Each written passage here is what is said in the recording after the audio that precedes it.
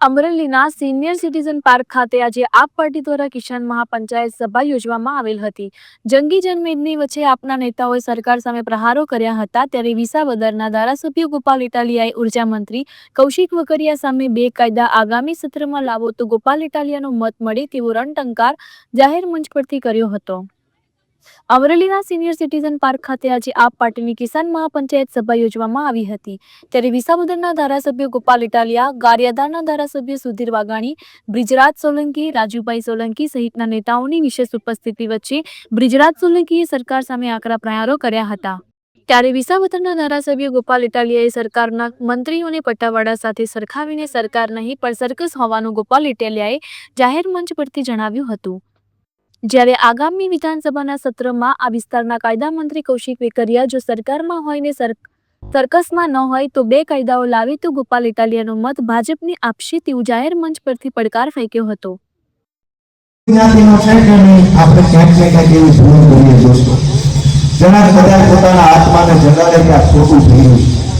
સરકાર બધી જ વસ્તુમાંથી ગઈ છે, હવે તો છેલ્લે તો એના વખાણે શું વાતના કરવા। દોઢ વર્ષે નવા મંત્રી આવે એની રક્ત તુલાન રજત તુલાન મને ઘણીવાર વિચાર આવે કે ભાજપના નેતાની રક્ત તુલા હું કામ કરતા છે, એટલું મૂડી અમથો પી ગયો, હવે અલગથી રક્ત તુલાન ક્યાં જરૂર, લમણું હામું કાઢવું પડે, જેટલું લોહી પીએ ત્યાં મંત્રી બને। અને જેને તેને મંત્રી બનાવવાનું ચાલુ કરીને લાણી કરી કે લઈ જાઓ કોના કોને બધું। વિચાર કરો દોસ્તો, ગુજરાતની હાલત આવ સરકસ જેવી, કોઈ સરકાર બરકાર નથી।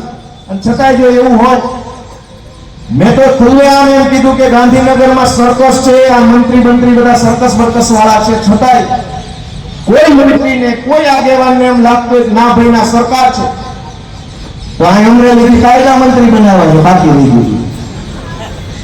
તો અમરેલીના કાયદા મંત્રી શ્રીને આપણે નમ્ર વિનંતી કરીએ કે ભાઈ તમે જો સર્કસમાં ન હો, ખરેખર સરકારમાં હો, ખરેખર મંત્રી હો અને તમારી પાસે ખરેખર સહી કરવાની નિર્ણય લેવાની સત્તા હોય તો હું ગુજરાતના ખેડૂતો વતી બે કાયદા બનાવવાની તમને વિનંતી કરું છું।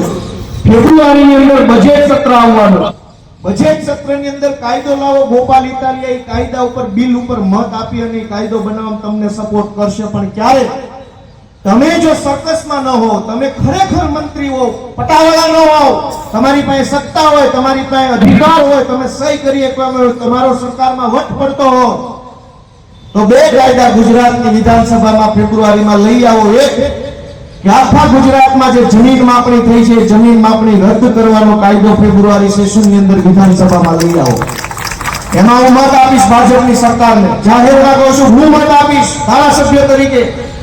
અને બીજો કાયદો કે ગુજરાતમાં જ્યાં દારૂ અને ડ્રગ્સ પકડાય, રેડ થાય, એ પોલીસ સ્ટેશનના જે કાંઈ મુખ્ય અધિકારી, ડીવાયએસપી, એસપી, ધારાસભ્ય બધા જેલમાં પૂરી દેવાની વિસ્તારના કાયદો લાવો। જે વિસ્તારમાં દારૂ પકડાય, ડ્રગ્સ પકડાય, એ વિસ્તારના પોલીસ અધિકારી, જિલ્લા પંચાયત સભ્ય, તાલુકા પંચાયત સભ્ય, ધારાસભ્ય બધાને જેલમાં પૂરવાનો કાયદો ફેબ્રુઆરીમાં લઈ આવો। ગોપાલ ઇટાલિયા કાયદા પર મત આપવા તૈયાર છે દોસ્તો। આ બે કાયદા લાવવા જોઈએ કે નહીં? કે આ બે કાયદા લાવવા જોઈએ કે નહીં? આ બનાવ્યા છે નવી નવાઈના કાયદા મંત્રી, જો એના દમ હોય તો લઈ આવે કાયદા, જાવ। ગોપાલ ઇટાલિયાની ખુલ્લી ચેલેન્જ છે કે એનાથી નહીં થાય આ કામ, નો થાય ભાઈ, નો પટાવાળા છે, હું વાત કરું। ચારે બાજુથી નીલી પટાવાળા મૂક્યા, એકેયથી કાંઈ થાય એમ નથી, એક કામ થાય એમ નથી। બધા પબ્લિકને ધમકાવીએ કે ડરાવીએ કે પોલીસને ઓર્ડરો કરી લોકો ઉપર દંડા ભરાવીએ। અને આ પોલીસ મિત્રોની વાત ન કરી છે તો હું જરાક વાત કહી દઉં, બધા મારા મિત્રો સાંભળજો મારા વાલા। જમીન માપણીનો કાયદો રદ કરવામાં આવે અને દારૂ અને ડ્રગ્સ પકડાય તે વિસ્તારના પોલીસ, પીઆઈ, એસપી, જિલ્લા પંચાયત સભ્ય, તાલુકા પંચાયત સભ્ય, ધારાસભ્યને જેલ થાય તેવો કાયદો લાવવાની વાત ગોપાલ ઇટાલિયાએ કરી હતી। અમરેલી ખાતે આજે આપની સભામાં જંગી જનમેદની ઉમટી હતી ને ભાજપ સામે સક્ષમ આપ પાર્ટી હોય અને 2027ની ઇલેક્શનમાં પરિવર્તનનો પવન ફૂંકાવવાની પહેલ અમરેલીથી થાય તેવો હુંકાર ગોપાલ ઇટાલિયાએ કર્યો હતો। બીક તો ભાજપને સરકાર જવાની છે, અમને કોઈ બીક નથી। હું તો તે દિવસે ત્યાંય હજાર બમ જ ઉભો હતો, અહીંયા હજાર બમ ઉભો છું। અમને કોઈ જાતની બીક નથી, કેમ કે અમે કોઈ એવું ખોટું કામ કર્યું નથી, અમે ભ્રષ્ટાચાર કર્યો નથી, કોઈનું લઈ લીધું. પૂછ્યું એટલા માટે કે ભાઈ અધવચ્ચે ડિસ્ટર્બ કરે ને લોકોમાં આપણા તફડીમાંથી, એના કરતા પહેલેથી એનું કામ પતાવીને વયા જાય તો એને જે કઈ દેવા લેવાનું હોય પાછળથી વહીવટ પતતો થાય, પછી અમે અમારું કામ કરીએ. અમે તો બધું જ કરી રહ્યા છીએ જનતા માટે.